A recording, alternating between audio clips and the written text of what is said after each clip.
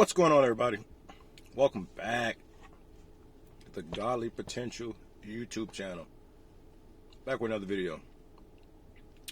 In this video, let's talk about something. So,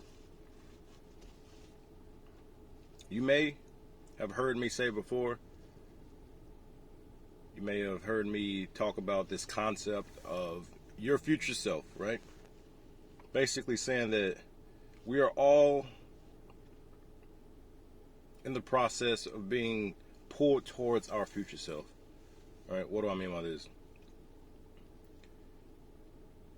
I'm sure we all can agree that the future is not yet set in stone, if you will. Not all the intricate small details, right? Which means that we all have these potential future outcomes, right? So if we go down this path that we're headed down today, if we don't change anything, we just go with how we feel, then a certain future potential outcome will be realized, right? Will be manifested. Okay? Let's say you get certain information and it makes you change that path, right? That course. Then that future potential outcome has now shifted. It's similar to if you've seen the movie The Butterfly Effect, right? People go back in the past, try to change things. If they change one small, minute thing, it's like the flap of a butterfly's wings will change the entire timeline, because the timeline that they experience came about because of the things in the past happened exactly the way they did. So if there's any type of change, then the future would change, or that present moment would change. Okay, so if we're all in the process of manifestation, we're all being pulled by this future self, understand that, or what I want to talk about is understanding that we all are on our own path, right? We all are walking our own path. And I'm saying this to say this, or I just said the same thing twice.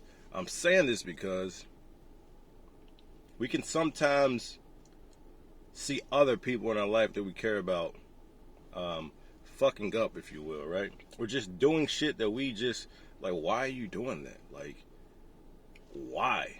Like, I don't get it. Like, what is this, right? And we can try to basically tell this person how to live their life, tell this person how to get back on their path, when we don't know what their path is to begin with, right? All we know is our path. Which is why you probably heard the saying that no one can tell you, or no one can pretty much tell you how to live your life. No one can really give you advice as far as like, do this, and this, if you want to have a better life, or if you want to live your purpose, because we're all unique. And essentially what somebody is doing with their advice or guidance is essentially telling you how, or telling you what they did to traverse their path. And so, because they don't have information about your path, how could they? And so we will see people who we love, loved ones, family members, and friends going through these things, and we try to help them because we love them, right? We care about them. But essentially what we're doing is we're trying to control the way they walk down their path. We may see them going through something, experience something, like, oh, dude, they shouldn't be doing that. Like, I can see the misstep, I can see the mistake they're making, I can see the misstep they're about to take, right? And so we will try to stop them from making that mistake, or right, making that misstep, or going in that wrong direction. But really, who are we, right? Who are we to tell them how to walk their path, right? Somebody we love is, let's say, destroying relationships, right?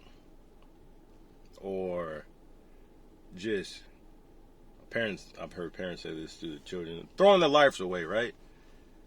How the fuck could you know that that's what they're doing? How do you know that that's not a part of their path? And if they're doing that, then that is a part of their path. And it's for a reason. I mentioned earlier how the future is ever evolving, but I believe that the main events are written in stone, right? The main events that you will experience and things you'll go through, they are part of your destiny. I don't think there's no change in that. Could be wrong, but that's just my belief. So, and if my belief is true, right? If I'm right in my belief, then that means that they're gonna go through what they need to go through. Those big events, those catastrophic things, they have to go through that because it's part of their soul's evolution, their soul's journey, their hero's journey, their life's path. And so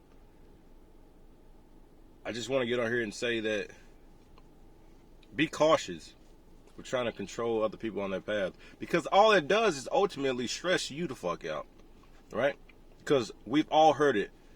That person, that dude, that chick, that boy, that girl, whatever, who does things just to please their partner, just to please their parents, their friends, or whatever the fuck. Like, let's say someone goes to school to take a career that their parents want them to do, but they don't want to do it, and so they do it, right? They follow that path that their parents are drawn up for them, and they do it, and then they either resent their parents or they hate their fucking lives, right? Now, you could say that was part of their journey, right? And the lesson in that is to learn how to follow your own path, follow your own truth. But listening to them, even though they had that calling within them to do otherwise,